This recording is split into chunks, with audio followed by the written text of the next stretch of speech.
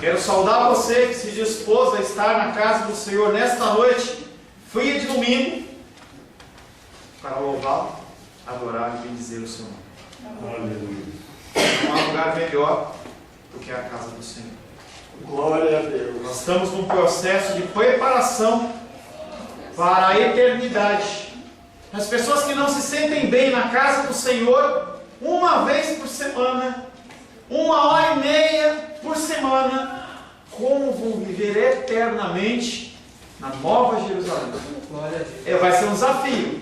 Na verdade, não vai ser porque a pessoa não vai participar. O Senhor ele vai honrar essas pessoas e vai deixar elas bem longe de lá. Espero que você não faça parte dessas pessoas, que você também seja daqueles que se alegram de estar na casa do Senhor. Aleluia. Glórias ao Senhor. Em nosso último encontro estivemos meditando sobre o tema. Para alguns, os ensinos de Deus são blasfêmia. Palavra pesada e forte. Para alguns, a palavra de Deus é blasfêmia. Nós falamos das coisas do Senhor, as pessoas se incomodam. Por que as pessoas se escandalizam com respostas mansas perante agressões? Se você responde mansamente a alguém, você incomoda. Porque muitas vezes demonstrações de carinho são reputadas pelas pessoas como assédio. Claro que algumas têm essa tendência, mas você não pode generalizar toda e qualquer manifestação de carinho como assédio. Porque o oferecimento de ajuda é visto com desconfiança. Eu posso te ajudar? A pessoa já fica pensando, o que será que tem por trás disso? Porque os ensinos de Deus geram tanta confusão no meio secular e, infelizmente, também dentro do mundo cristão.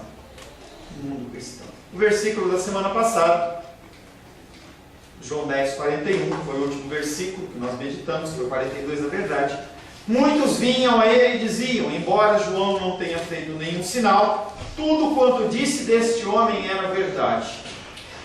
Tudo que é falado de Jesus se cumpre. Quando ele na cruz do Calvário declara aquelas palavras, está consumado, tudo que tinha sido falado a respeito dele no Antigo Testamento e na figura de João Batista se cumpriu.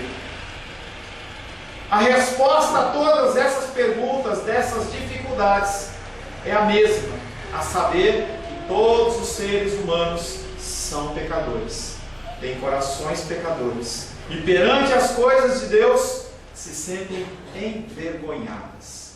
Quando você vê a verdade e você compara com a sua vida, nada menos você pode fazer do que abaixar sua cabeça. O quebrantamento vem disso. A dura cerviz é aquele que não se abaixa. Aquele que tem uma cerviz mole, ele é aquele que, na presença do Senhor, ele abaixa a sua cabeça. A palavra tem esse efeito nos seres humanos, gerar constrangimento e vergonha, com duas funções. Para aqueles que são salvos, mudança de comportamento e arrependimento. Para aqueles que não são salvos, infelizmente, só gera aversão, só gera repúdio. A palavra de hoje tem como título Cristo, a vida definitiva. Tudo a ver com a antífona, tudo a ver com o que a Lourdinha preparou. Cristo, a vida definitiva. Porque há outra vida. Há pessoas que vivem a vida. Tem um comercial no rádio que fala assim, qual o seu propósito para 2018? E aí uma mulher fala assim, o meu propósito é viver a vida intensamente. Que vida é essa? Pessoas desde já estão juntando dinheiro, até antes, já estão juntando dinheiro para o próximo carnaval. E todas as suas economias vão ser destinadas a uma fantasia, para que eles possam, por 1 hora, 2 horas, desfilarem no lugar. E essa para eles é a vida. Outras pessoas juntam dinheiro para passar umas férias na Europa, e que deve ser muito legal, nunca fui, mas para a Europa ou para outro lugar, mas aquilo é o pão da vida dela. Outros se fixam em bens, mas nós como salvos temos Cristo com a vida definitiva. Quero convidar você a abrir a palavra de Deus no Evangelho de João capítulo 11. Acabamos na semana retrasada, Evangelho de João capítulo 10. Nós vamos iniciar a meditação no Evangelho de João capítulo 11. Um texto conhecido da ressurreição de Lázaro.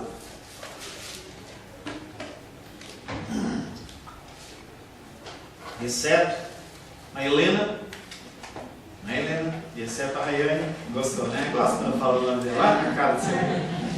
Exceto a Helena e exceto a Rayane que está cuidando da Helena, todos nós que sabemos ler, temos que ter a palavra de Deus nas nossas mãos. Assim diz a palavra de Deus. Evangelho de João, capítulo 11, verso 1 em diante. Estava enfermo Lázaro de Betânia, da aldeia de Maria e de sua irmã Marta. Esta Maria, cujo irmão Lázaro estava enfermo, era a mesma que ungiu com bálsamo o Senhor e lhe enxugou os pés com seus cabelos. Mandaram, pois, as irmãs de Lázaro dizer a Jesus: Senhor, está enfermo a quem amas. Ao receber a notícia, disse Jesus: esta enfermidade não é para a morte, e sim para a glória de Deus, a fim de que o Filho de Deus seja por ela glorificado. Ora, amava Jesus a Marta e a sua irmã e a Lázaro. Quando, pois, soube que Lázaro estava doente, ainda se demorou 2 dias no lugar onde estava. Depois disse aos seus discípulos: vamos outra vez para a Judéia. Disseram-lhe, pois, os discípulos: Mestre, ainda agora os judeus procuravam apedrejar-te e voltas para lá? Respondeu Jesus: não são 12 as horas do dia? Se alguém andar de dia, não tropeça, porque vê a luz deste mundo. Mas se andar de noite, tropeça, porque nele não há luz. Palavra do Senhor, amém? Amém. Senhor, em nome de Jesus, mais uma vez lemos a Tua palavra que é vida, a Tua palavra que nos fortalece, a Tua palavra que nos direciona e nos guia, Pai. Estamos nesta noite reunidos, Pai, mais do que uma reunião social, nós queremos ouvir a Tua voz. Nós queremos que o Senhor fale conosco, que nos dê direção, que o Senhor, Pai querido, corrija os nossos procedimentos, os nossos pensamentos, as nossas ações e as nossas omissões. Me coloco, Pai, à Tua disposição, como instrumento da Tua vontade, pedindo a Ti que o Teu Espírito Santo me capacite a falar tudo que procede do Senhor, e tudo que procede de mim seja retido, Senhor, e que o Espírito de entendimento seja sobre as nossas vidas, para a glória, honra e louvor do santo nome do Senhor. Amém. Em nome de Jesus, todos digam amém. Amém. Glórias ao Senhor. Os versículos finais do capítulo 10 que nós vimos anteriormente fecham um período entre o anúncio de João Batista, início de ministério de Jesus, sua expulsão do templo e retorno ao ponto inicial, onde se iniciou a manifestação, através de João Batista, do ministério de Jesus. Nós fechamos há 2 semanas o texto de João 1:19 até João 10:42. E agora nós abrimos um novo ciclo. Até agora nós temos aprendido acerca do pão da vida, Jesus, o pão da vida. Também aprendemos com aquele que é a água da vida. Jesus é a nossa água, é a água da vida. Aprendemos também sobre a luz da vida. Jesus é a nossa luz. Agora, no último sinal, Jesus dá a vida, uma antecipação da fecundidade da sua morte. Ele simboliza, através desse ato de Lázaro, da cura de Lázaro, da ressurreição de Lázaro, o que vai acontecer no seu pós-morte, em algo que hoje é verdade na minha vida e na sua vida, a partir desse sacrifício. João 12:24 é o tema da nossa igreja. Em verdade vos digo, se o grão de trigo caindo na terra não morrer, fica ele só, mas se morrer, produz muito fruto. Quando eu estava escolhendo um versículo para que seja a referência da nossa igreja, exatamente a ideia é essa. É eu e você morremos para a nossa vontade, para o nosso querer, para que outros possam ser alcançados. Esse é o objetivo. Você já é salvo, amém? Glória a Deus. Você já é salvo e agora a sua função é, por ser salvo, morrer. Você morre para que outras pessoas tenham vida. Pessoas que desprezam, pessoas que não querem, pela sua perseverança, pelo seu agir, essas pessoas elas ganham vida. Amém? Amém? Amém. O episódio da ressurreição de Lázaro se desenvolve na comunidade de discípulos, diferente de tudo o que aconteceu até agora, que acontecia no templo, acontecia no meio dos fariseus. Esse evento ele acontece no meio dos discípulos. Aquelas pessoas elas começam a se agregar. Se você lembra de João 10, 41, 42, mostra que Jesus Cristo ele passa pelo Rio Jordão, vai lá para esse lugar onde João Batista estava batizando, e o que acontece é que as pessoas que eram de Cristo começam a chegar. Este povo que pede ajuda para Jesus é a sua comunidade que começa a se formar. Daí se encontrarem angustiados perante a perspectiva da morte. Esta falta da visão de Jesus, em paralelo com a sua messianidade, acontece porque eles não se dão conta do poder de Deus. As pessoas estão preocupadas com Lázaro porque ele pode morrer, porque eles não conhecem o poder de Deus. E eu e você nos preocupamos com as situações da vida porque nós duvidamos do poder de Deus. Nós conseguimos acreditar que Jesus Cristo morreu, amém? Jesus Cristo ressuscitou, amém? Aleluia. Como é que a gente pode duvidar que Ele vai deixar de pôr o pão na nossa mesa? Como é que a gente pode duvidar que Ele vai deixar de colocar o vestuário no nosso corpo? É totalmente contrassenso, mas isso é uma característica do ser humano. Nós confiamos desconfiando. Esse povo era a comunidade de Jesus, ouviu o que Jesus falou, acreditava nele, mas estava angustiado pela possibilidade da morte de Lázaro.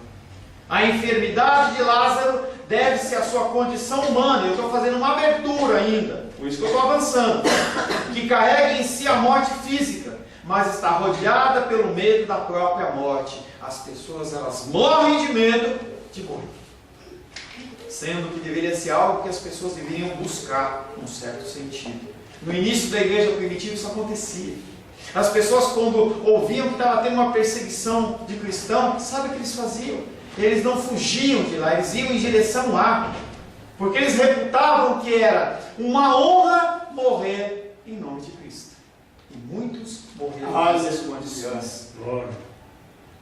É este medo, a máxima escravidão do homem, e que Jesus vem libertar. Jesus ele quer, no final das contas, libertar você do medo da morte.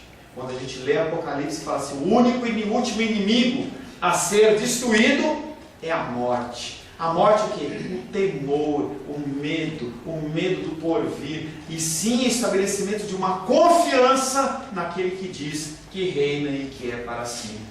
Por isso, chama-se Lázaro de enfermo. Em Lázaro manifesta-se a plenitude da obra de Jesus para a comunidade enferma, igreja cristã semente de vida, uma comunidade doente, enferma. Enferma por quê? Porque nós somos pecadores e estamos num processo de limpeza e santificação. Aleluia. Ele comunica que esta morte física, ela não é nada perante a vida definitiva que Ele mesmo coloca sobre as nossas vidas. Não há temor, não há preocupação, porque Deus controla todas as coisas. Voltando ao nosso título, Cristo, a vida definitiva. O primeiro versículo que nós vamos meditar, depois dessa breve introdução de João capítulo 11, é João capítulo 11, verso 1, que diz o seguinte: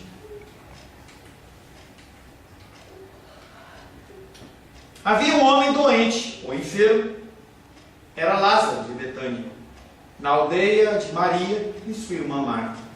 O enfermo Lázaro resume e personifica todos os doentes, todos os enfermos. Personifica a minha vida e a sua vida. A sua enfermidade representa a ameaça da morte física, do qual não estão isentos aqueles que o seguem. Há uma máxima no meio das cristãs, das igrejas evangélicas, que se você tem Cristo, você não sofre, você não fica doente, você não tem falta de dinheiro, não tem nada, é só glória, glória, glória. Isso é uma tremenda mentira. Você é crente, você é cristão e você sabe as lutas e dificuldades que você tem passado. Enfermidades, falta de dinheiro, dificuldades emocionais com familiares, Tudo isso faz parte do ser humano. Tá? A enfermidade representa a ameaça da morte física, do qual todos nós não estamos isentos. E aí nesse primeiro versículo é apresentado os personagens principais. Primeiro, Maria. Maria, que não é a mãe de Jesus. Maria ocupa o centro. Ela está no centro dessa descrição. Não é Lázaro. Apesar do títulozinho negrito na tua Bíblia da ressurreição de Lázaro, o principal não é Lázaro, é Maria. Maria é a figura mais conhecida do que Lázaro. E indica-se que Betânia é a sua aldeia. Não é a aldeia de Lázaro, mas é. Não é a aldeia de Marta, mas é citado como a aldeia de Maria. Marta aparece, mas como a irmã de Maria. Lázaro, que se afirma que é da mesma aldeia e irmão de Maria, ele aparece em terceiro lugar nessa narrativa. Os três personagens formam, portanto, um grupo de iguais. São todos irmãos e todos eles pertencentes à mesma comunidade. Pessoas que já aceitaram Cristo, já acreditaram que Ele é o Mestre, que Ele é o Messias e estão andando com Ele. É a primeira vez que o enfermo recebe um nome próprio. Primeira vez.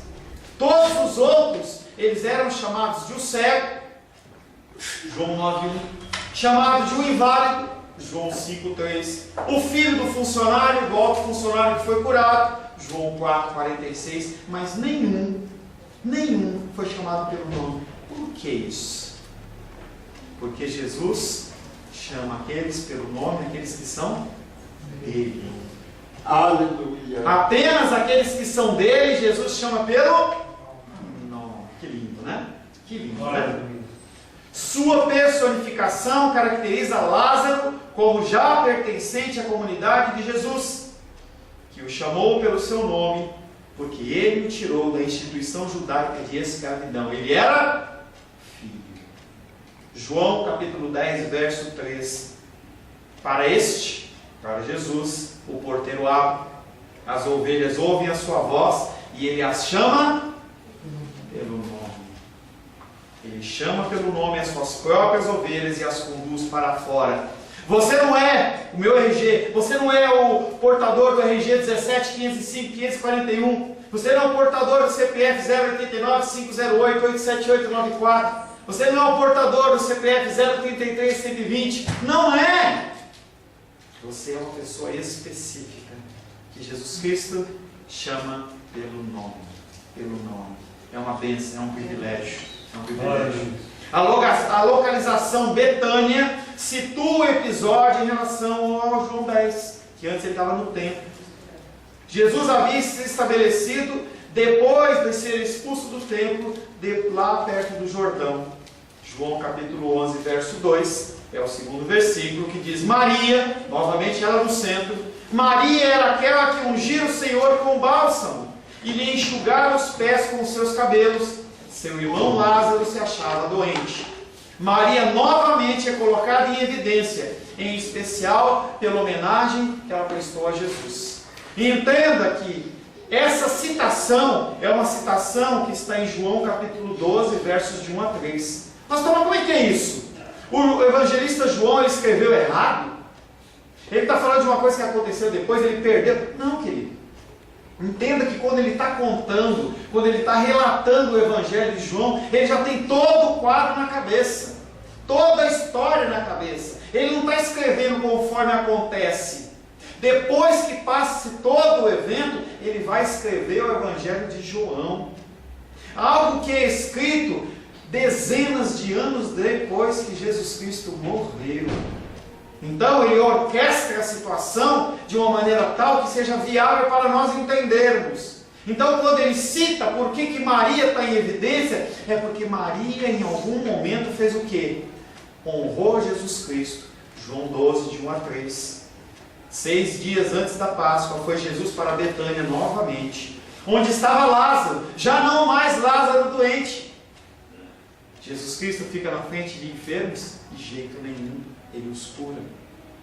A quem ele ressuscitara dentre os mortos, deram-lhe pois ali uma ceia. Marta servia, sendo Lázaro um dos que estavam com ele à mesa.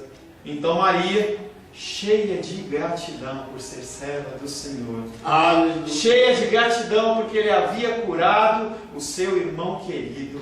Cheia de gratidão pela salvação, por fazer parte daquela comunidade.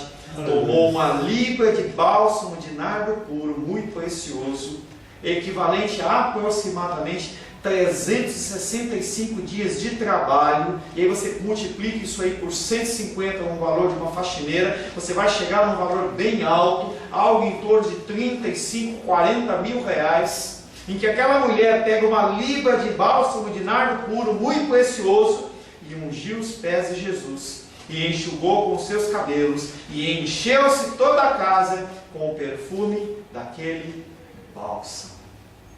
Muito mais que o cheiro do bálsamo foi a adoração ao Senhor. Algo que o Sebastião fez uma introdução aqui falando que nós temos que cantar de forma simples. Não somos as melhores vozes, estamos longe disso. Estamos longe de ser pessoas que cantam de uma forma afinada, ou de ser pessoas que têm uma entoação.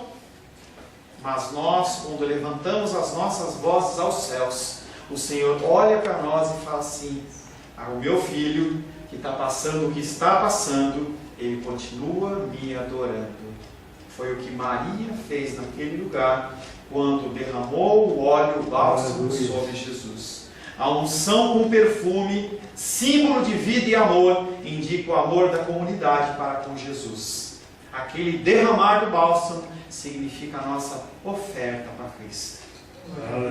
A menção dos cabelos, por sua vez, é o inverso. É o amor de Cristo para conosco. É a possibilidade de nós nos achegarmos a quem? Ao Rei. Não haver um sacerdote intermediando nada. Não haver nenhum tipo de barreira, nenhuma necessidade. Você não está atrelado ao seu dízimo, você não está atrelado à sua vestimenta, ao seu corte de cabelo, ao que você pensa, ao que você fala, mas há um livre caminho de acesso ao Pai através de Cristo Jesus. E essa é a simbologia do cabelo. Indicam-se aqui brevemente as relações de intimidade e afeto que existem entre Jesus e os seus, e que nascem do dom da vida e da gratidão que os discípulos experimentam. Você é filho. Isso é maravilhoso, gente. Nós temos um Deus soberano, e nós estamos falando na manhã, falamos hoje pela manhã, sobre a grandeza desse Deus. Vocês estavam aqui e ouviram. Esse Deus, ele tem acesso. Ele não tem hora. Você pode ligar para mim e pode estar ocupado o telefone. Pode ser que eu não te retorne, mas toda vez que você fechar os seus olhos e curvar a sua cabeça e levantar as orações aos céus, Ele ouve a sua oração. Aleluia. Porque Cristo te chama por filho. João capítulo 15, verso 15, é como Jesus Cristo pensa de mim e de você. Apesar de eu ser escravo dele, apesar de eu ser servo dele, Ele fala para mim: Cláudio, já não te chamo mais de servo. José, já não te chamo mais de servo. Sebastião, já não te chamo mais de servo. Porque o servo não sabe o que faz o seu senhor. Mas tenho, Raiane, te chamado como amiga. Tenho te chamado, Luísa, como amiga. Porque tudo quanto ouvi do meu Pai, vos tenho dado a conhecer. Quando você senta e lê a palavra, você tem a possibilidade, através do Espírito Santo, de entender. Aleluias. João capítulo 11, verso 3. As irmãs, já não se fala mais dos nomes. As irmãs mandaram dizer a Jesus: Senhor, aquele que tu amas não é mais Lázaro. Aquele que tu amas está doente. A oração ela foi breve. O recado foi curto. Não foi uma mensagem longa. Não foi um e-mail, um WhatsApp, daqueles que as pessoas compartilham com a gente e a pessoa fala assim: leia até o fim. Quando a pessoa fala leia até o fim, você vai rolando assim e você vê 1, 2, 3, 4, 5 páginas e você fala assim: não vou ler nada. Não vou ler nada. A oração foi breve e nesta petição nós aprendemos que não somos proibidos, seja de usar uma forma curta, seja de usar uma forma longa nas nossas orações. Mas que o nosso principal objetivo deve ser derramar o nosso coração. Quebrante-se na presença do Senhor. Deixa o seu coração fluir em direção a Ele, entendendo que Ele não vai estabelecer nenhum tipo de julgamento. Eu vou, Ele não vai. Ele vai olhar a sua dor, a sua dificuldade e vai aplicar o medicamento correto. Ele vai ter toda a paciência do mundo, coisas que o ser humano não tem. À luz de Cristo, as irmãs são levadas a nutrir esperança de obter ajuda. No comecinho do culto, a Melissa me puxou lá atrás e falou assim: pastor, pode orar pelo meu papai? É igualzinho a situação. Você pode orar pelo meu papai? Você pode orar pela minha titia? Por que ela faz isso? Porque como Marta e Maria, ela nutre no seu coração a esperança de que não que eu vou fazer algo, não que o Sebastião vai fazer algo, mas que Jesus Cristo ouve a nossa oração. Nós vimos a testificação desse versículo, João 11:3, através da vida da nossa querida irmã Benícia. Exatamente a mesma situação. Uma oração breve e tudo chega aos pés do Pai. A quem tu amas, sela este cuidado aos que Ele ama, que previamente foram entregues a Ele pelo Pai. Quando no versículo finaliza, aquele que tu amas, ele está falando Jesus, ele é aquele pela qual você vai morrer. Ouve, presta atenção, Senhor. João 14:21 diz: aquele que tem os meus mandamentos e os guarda, esse é o que me ama. Aquele que me ama será amado pelo meu Pai, e eu também o amarei e me manifestarei a ele. João 14:21 não é para todos. Infelizmente, pessoas ouvem a palavra de Deus e se desfazem dela. Olha para você e fala assim: você vai para a igreja com esse tempo? Fica em casa, vai ver o Faustão, vai assistir um filme, faz um chazinho quente, um chocolate quente, faz uma pipoquinha, que gostoso. E você vai para a igreja fazer o quê? Aquele que me ama, aquele que tem os meus mandamentos e os guarda, esse é o que me ama.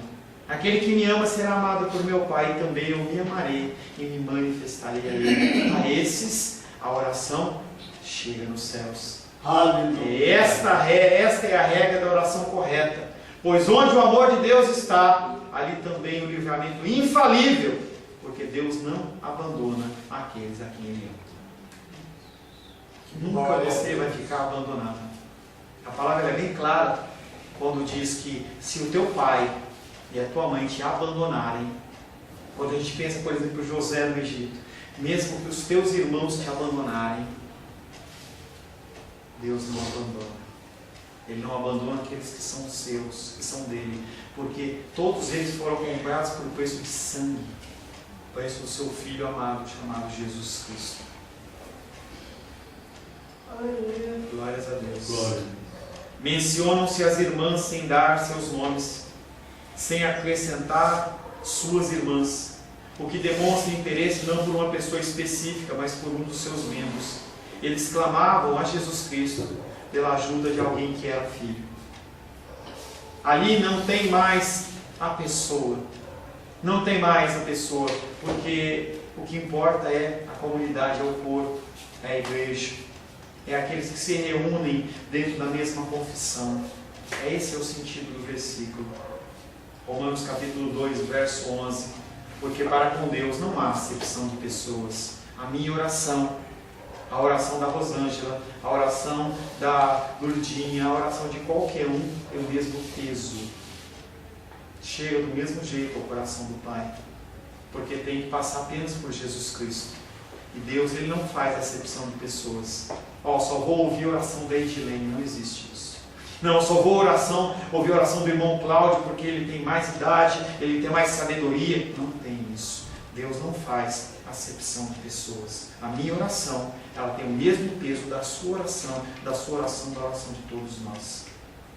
Nesse contexto de amor, exercitar a ação de Jesus. Elas se dirigem a Ele como Senhor. Era amigo dele? Era. Mas elas reconhecem que Ele é Senhor. Quando você for falar com Deus, saiba com quem você está falando. Ele morreu por você, mas tenha reverência. Tenha respeito. Algo que anteriormente, hoje já não é mais um costume, em que não se podia, por exemplo, entrar na igreja de boné. A pessoa, não era que era uma regra, era um costume, mas a pessoa ela se sentia incomodada. Porque se eu entro na casa de alguém e tiro o meu chapéu, por que eu vou entrar na casa de Deus e não vou tirar? É algo que a gente fala sobre eu não vou. Foi obrigado eu chamar você novamente a ficar de pé. Não precisa eu chamar. Porque se você entrar na presença de um magistrado, de um juiz, naturalmente você fica de pé. Se você está sentado numa recepção e você encontra alguém, a menos que você tenha enfermidade, o que você faz? Você fica de pé e cumprimenta. Dificilmente você vai ficar sentado. E como nós fazemos isso perante Deus? Aquelas mulheres olhavam, espero que eu não tenha que chamar de novo vocês para ficar de pé. Se você quiser ficar sentado, fique. Não é regra. Eu não vou chegar lá e falar assim: ó, Lourdinha, você não ficou em pé. Não, não é isso, querido. Eu estou falando para você que você tem liberdade. Você tem que nutrir na sua vida a reverência, que era o que eles estão fazendo. Elas se dirigem a Ele como Senhor, porque Ele é Senhor. A comunidade se dirige a Jesus Cristo como Senhor, porque Ele é Senhor. Sim, Ele é Salvador, mas Ele também é Senhor. Você depende dEle, mas Ele controla e rege a sua vida. Elas têm plena confiança nele, porque conhecem o seu amor e sabem que Ele não deixará de acudir à sua necessidade. Você colocar algo nas mãos de Deus, Ele vai fazer sempre o melhor. Mas pastor, está doendo. Ele está permitindo, porque é para o seu bem. Mas está fazendo mal. Ele, como um bom médico, como um bom Senhor, Ele está cuidando da minha vida e da sua vida da melhor maneira possível. O alvo de Deus é colocar você dentro do céu. Esse é o alvo de Deus. O alvo de Deus para você não é a tua prosperidade, não é a tua felicidade, mas o alvo dele é a tua salvação eterna. Aleluia. João capítulo 10, verso 11. Quando você tiver dificuldade, lembre disso. Eu sou o bom pastor. O bom pastor dá a vida pelas suas ovelhas. Jesus Cristo, Ele morreu por você. Não há nada maior que Ele possa fazer por você. Mas faltou dinheiro para pagar a conta da CAESB. Maior coisa Ele fez por você, que é a salvação. Mas eu não consegui pagar a prestação do carro. Maior coisa Ele fez por você, que é te dar a salvação. Tô doente. Maior coisa Ele fez, dando a salvação para você. Aleluia. O vínculo de Jesus com cada um dos seus descreve-se como relação de afeto e amizade. A enfermidade que o leva à morte não se deve à falta de amor de Jesus. Tudo que você passa no momento de maior angústia e ansiedade não é falta de amor de Deus por você, é o cuidado de Deus por você, por mais que você não entenda. Em certas ocasiões eu reparei na minha filha e eu tenho certeza que ela não entende. Eu lembro que uma época, minha mamãe depois ela vai ouvir essa pregação, ela vai lembrar, em que eu fazendo 17 para 18 anos, eu cheguei para o meu pai e falei assim: pai, eu quero de presente de aniversário uma moto. Se você não quiser me dar uma moto, não precisa me dar nada. Ele olhou para mim e falou assim: que bom, não vou gastar dinheiro este ano. Eu fiquei muito bravo, eu não entendi, mas ele, dentro da sua sabedoria, ele falou assim: se eu proporcionar isso para o meu filho, pode ser que ele se acidente, e eu não vou proporcionar isso. Não estou dizendo que você não pode ter moto, que é do mal, nada disso. Eu estou dizendo que os pais, eles tomam atitudes em relação aos filhos que muitas vezes os filhos não entendem. E as ações de Cristo sobre a minha vida e a sua vida muitas vezes acontecem desta forma, geram dor, dificuldade, mas quem está no controle? Deus. Isso aí. Próximo versículo e último, João 11:4. Ao receber a notícia, disse Jesus: esta enfermidade não é para a morte, mas para a glória de Deus. Aleluia. Para que por ela seja glorificado o Filho de Deus. A sua intenção com essa resposta era isentar os discípulos de ansiedade e angústia. Como é que Jesus Cristo recebeu um recado dizendo que uma pessoa que é importante, porque os discípulos o conheciam, que é importante para a comunidade, estava doente, e Jesus Cristo simplesmente não foi lá.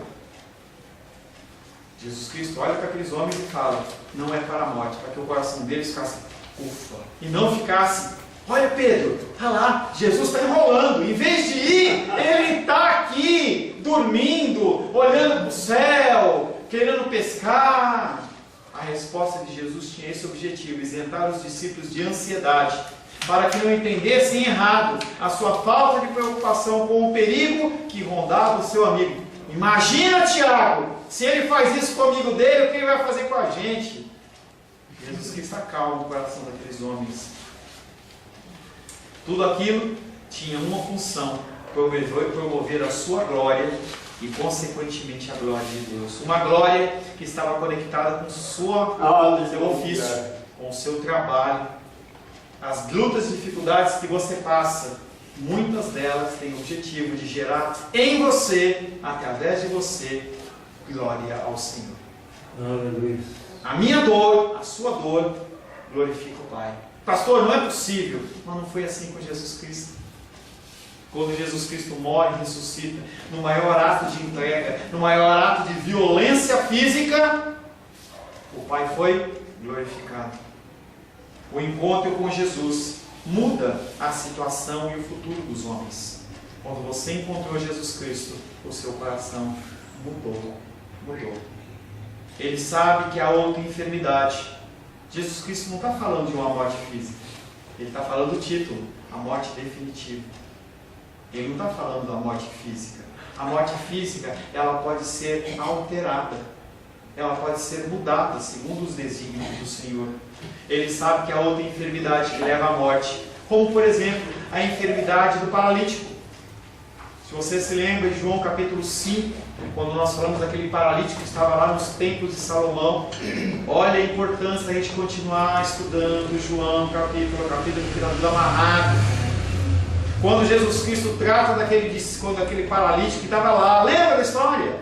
Jesus Cristo passa e ele fala assim: toda vez que eu quero ser curado, lá no tanque, entendeu? Ninguém me ajuda, e a hora que eu consigo chegar perto, alguém entra antes, e eu estou aqui há décadas sofrendo. E Jesus Cristo olha para ele: você quer ser curado? Quero. Levanta, toma o teu leite e anda. Que coisa doida, hein? João capítulo 5, verso 5. Estava ali um homem enfermo, 38 anos. 38 anos naquele sofrimento.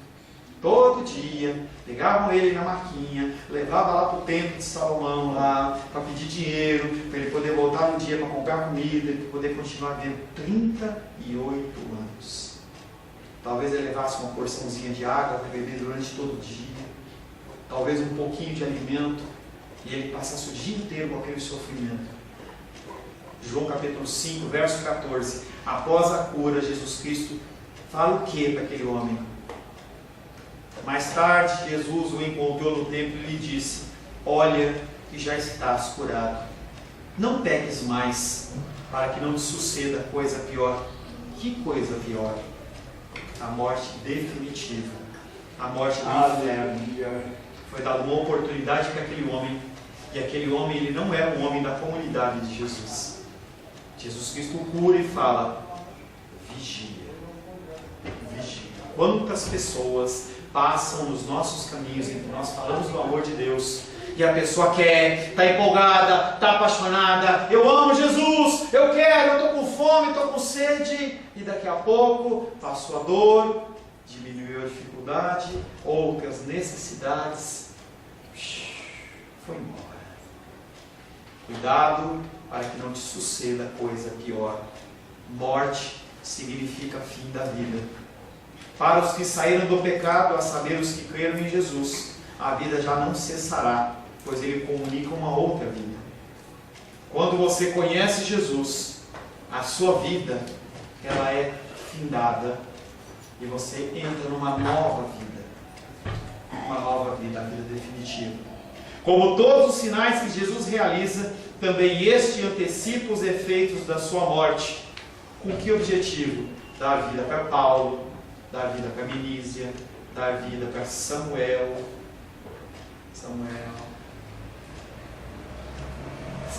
Daniel. É tanta gente bíblica nessa igreja, né? É Filipe, é José, é Paulo, né? Cláudio era o imperador, mas está na Bíblia também. Sebastião está fora. Deve ter acontecido com Sebastião, não sei. Tá? Com todos os sinais que Jesus realiza, também este antecipa os efeitos da sua morte, que era dar vida para mim e dar vida para você. No último dia da sua vida terrena, quando Jesus comunica o Espírito Santo, Ele dá vida para mim e para você. Algo que nós vamos ver alguns capítulos para frente, quando é realmente a concretização do sacrifício pleno de Jesus Cristo, para que eu e você tivéssemos vida definitiva. Amém, queridos? Aleluia. Senhor, em nome de Jesus, agradecemos a Ti pelo início desse estudo de João capítulo 11. Agradecemos, Pai, porque temos tido o privilégio de, junto contigo, meditar capítulo a capítulo, versículo a versículo. E nós podemos então entender, Pai, os meandros, Pai, as coisas específicas da Tua palavra, porque através da Tua palavra, Pai querido, nós crescemos e somos edificados. Cremos, Pai, que a nossa vida terrena, ela não limita a nossa vida espiritual. Pelo contrário, é algo, Pai querido, que vai nos aproximar definitivamente do Senhor. Nos dá, Pai querido, uma vida plena nesta terra. Acalma o nosso coração perante as ansiedades, desejos e necessidades. Que cada vez mais nós possamos ter a confiança, a certeza de que o Senhor está no controle de todas as coisas. Pai, nos abençoa. É o que te pedimos, Pai, em nome de Jesus. Amém. Glórias ao Senhor.